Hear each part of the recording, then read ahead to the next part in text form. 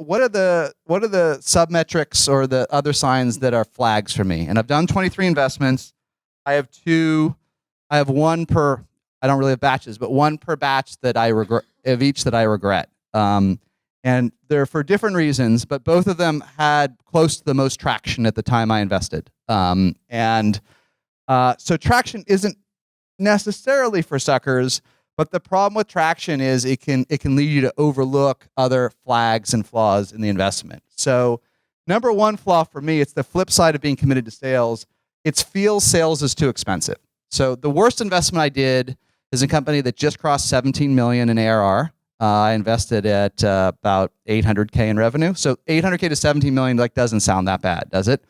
But the reason this one as a VC is a failure is it will never be a unicorn. It will never be a unicorn. And the reason is the team wasn't committed enough. The founders were, first of all, they were tired, which we'll come to. Most importantly, I gave them the VP of sales and the first sales rep, and the VP of sales came in and he killed it. And these were founders who were borderline bootstrap. They were making like 80K a year or whatever they're making. And the VP of sales I gave them on the comp plan almost immediately made $350,000, $400,000 a year. And the founders started yelling at each other and fighting. And they had founders that were in the US and in Europe. And in Europe, they were paid even less. And I'm sacrificing in Europe. I'm making 40K. And this kid, who's a little insolent telling us what to do in sales is making how much? And so you have to believe that sales is cheap. You have to make this commitment. It's going to seem, if you do sales right, you make your money back in 3 or 4 months, right? You want to pay your sales team an insane amount of money, and you want them to deliver an insane amount of revenue back. But believe it or not, most people don't do this. And if I even hear a hint that I don't want my sales people to make more money than me, or if I hear a hint that I don't want to pay reps too much money, I'll pay the VP of sales, but the reps have to be I want to pay them under market, especially in your Bay Area. It's hopeless, right? It's too competitive. So no way. If I even smell any of this, I quit. Here's another one that I learned. This is going to sound weird, but I'm fairly sure whatever financials anyone has in this room are terrible. I'm fairly sure you haven't been through an audit. I don't think you have. I don't even know who the auditors are anymore. Does Ernst & Young still exist? I don't know who they are. Whoever you are, you if you're lucky, you bought some service like Bench or something to help you, and they're terrible, right? And almost all these outsourced folks don't know how to do recurring revenue, so they all get it wrong. So your financials are terrible, and I don't expect the financials to be accurate. I don't expect them. But what I've learned is if they're ridiculously stupid, there's something wrong in how you're thinking about the business. So number one, I see 100% gross margins. Believe it or not. So the second worst investment I did, the founders were convinced they had 100% gross margins, no matter how much I talked to them. And I wrote that off. I thought, okay, well, they don't need to have a MFA or CFA or CPA or whatever. It doesn't matter. But what I realized is it wasn't enough commitment to understanding operations in their business. And this company fell off the rails. It's still doing a couple $1 million in revenue now. But if it's really wrong, if they have a services and software component, as a lot of companies do, if they don't understand the different margins and the different characteristics, what was the alumni presentation we got? Yeah, that was great. It's okay, we got 40% margin in this segment, right, in the services business, and 85% in the SaaS. Now, 85% isn't really possible either, but anyhow, whatever it is, that's what I want to hear, right? But if I don't hear that, something's wrong, right? Something you have to understand this incompetent, numbers that aren't even remotely sane show the founders don't understand how business works. That's scary as an investor, right? The fact that you're not really sure whether customer success goes here, or you can't get this right, or those I don't even care. So this sounds weird, but these are the ones that I'll never ever do again.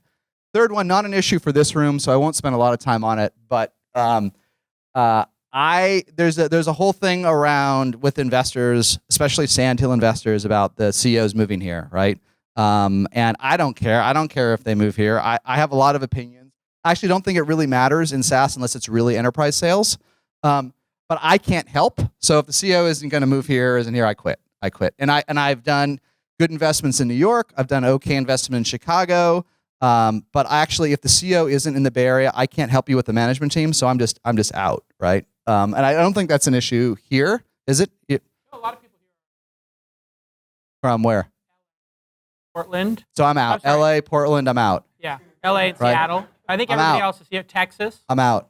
Yeah. I'm out. Right. I don't care if your whole dev team is in wherever, is in Antarctica or wherever it is, Chile. I don't care. I don't care if everyone but the CO isn't here. But if the CO isn't here, and it's not just the executive talent per se, although that's true. It's just I can't give you the people. I can't meet my social contract to give you that VP of sales and marketing. I tried with Greenhouse in New York. I've tried with other ones. I just don't have, the talent pool is too thin, and I don't want to be a fungible source of capital. But it's a different reason than because it's just like too far, which is the real reason most VCs don't want to do it.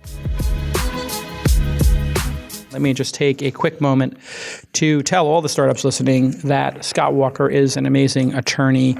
I know because a lot of my incubator companies and investments use Scott Walker, and we just had a discussion about law firms on our our secret discussion group, and people were talking about how much they love working with Scott Walker and the Walker Corporate Law Firm.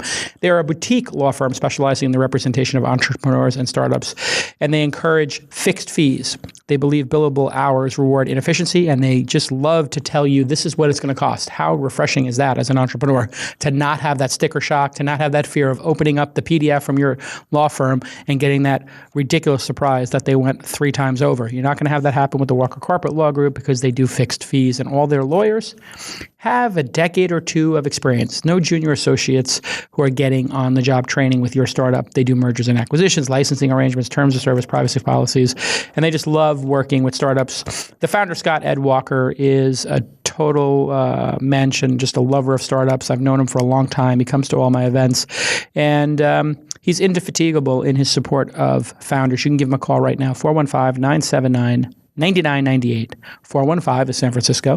979-9998. 979-9998. Or email Scott at Walker Corporate Law, Scott at WalkerCorporateLaw.com, or visit WalkerCorporateLaw.com. And you can follow Scott Ed Walker on the Twitter, at Scott Ed Walker. And everybody go ahead and thank at Scott Ed Walker on Twitter if you're a super fan, because he has been, I think he's the longest running partner of the show. So thanks again to Scott Walker for representing my companies and doing a great job at it.